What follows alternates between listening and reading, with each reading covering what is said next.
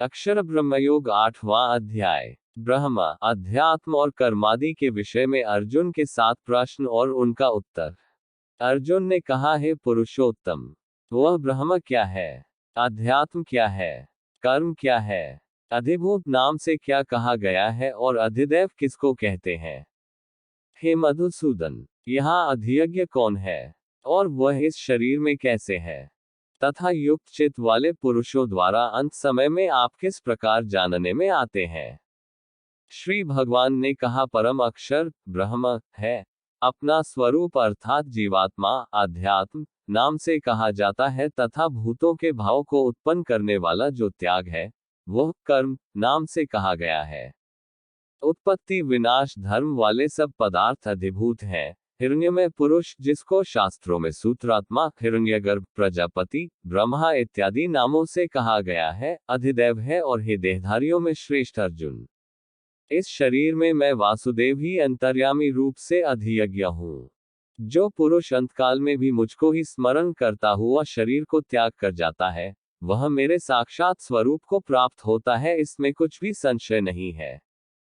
हे कुंती पुत्र अर्जुन, यह मनुष्य अंतकाल में जिस जिस भी भाव को स्मरण करता हुआ शरीर त्याग करता है, उसको ही प्राप्त होता है, क्योंकि वह सदा उसी भाव से भावित रहा है। इसलिए हे अर्जुन, तू सब समय में निरंतर मेरा स्मरण कर और युद्ध भी कर। इस प्रकार मुझ में अर्पण किए हुए मन बुद्धि से युक्त होकर तू निस्संदेह मुझको ही प्राप्त होगा। भगवान का परम धाम और भक्ति के 16 प्रकार। हे पार्थ, यह नियम है कि परमेश्वर के ध्यान के अभ्यास रूप योग से युक्त, दूसरी ओर न जाने वाले चित्त से निरंतर चिंतन करता हुआ मनुष्य परम प्रकाश रूप दिव्य पुरुष को अर्थात परमेश्वर को ही प्राप्त होता है। जो पुरुष सर्वज्ञ, अनादि, सबके नियमता, सूक्ष्म से भी अति सूक्ष्म, सबके धारण पोषण करने वाले अचिंत्य स्वरूप, सूर्य के सदृश नित्य चेतन प्रकाश रूप और अविद्या से अति परे शुद्ध सच्चिदानंद घन परमेश्वर का स्मरण करता है, वह भक्ति युक्त पुरुष अंतकाल में भी योग बल से भृकुटी के मध्य में प्राण को अच्छी प्रकार स्थापित करके फिर निश्चल मन से स्मरण करता हुआ उस दिव्य रूप परम पुरुष परमात्मा को ही प्राप्त होता है।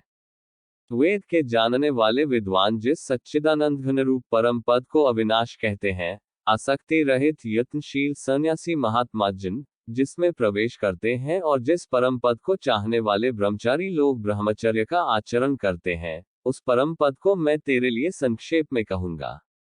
सब इंद्रियों के द्वारों को रोककर तथा मन को हृदय में स्थिर करके फिर उस जीते हुए मन द्वारा प्राण को मस्तक में स्थापित करके परमात्म संबंधी योग धारणा में स्थित होकर जो पुरुष ओम इस एक अक्षर रूप ब्रह्म को उच्चारण करता हुआ और उसके अर्थ स्वरूप मुझ निर्गुण ब्रह्म का चिंतन करता हुआ शरीर को त्याग कर जाता है, वह पुरुष परम गति को प्राप्त होता है।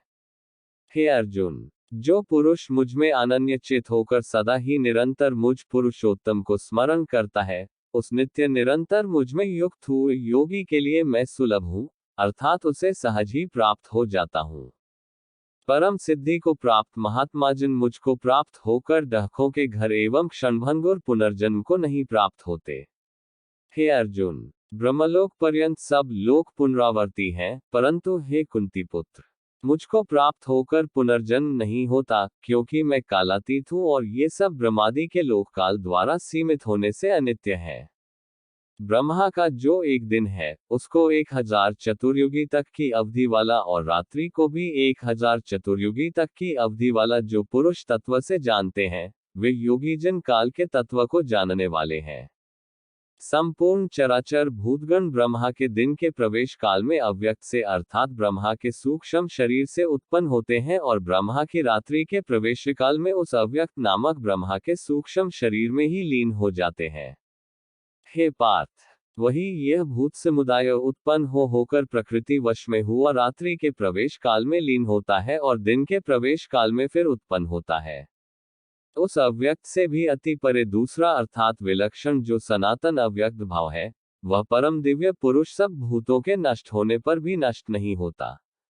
जो अव्यक्त अक्षर इस नाम से कहा गया है, उसी अक्षर नामक अव्यक्त भाव को परमगति कहते हैं तथा जिस सनातन अव्यक्त भाव को प्राप्त होकर मनुष्य वापस नहीं आते, वह मेरा परम धाम है। हे पार्थ, जिस परमात्मा के अंतर्गत सर्वभूत है और जिस सच्चिदानंद घन परमात्मा से यह समस्त जगत परिपूर्ण है, वह सनातन अव्यक्त परम पुरुष तो अनन्य भक्ति से ही प्राप्त होने योग्य है। अक्षर ब्रह्मयोग 8वां अध्याय। ब्रह्म, अध्यात्म और कर्मादि के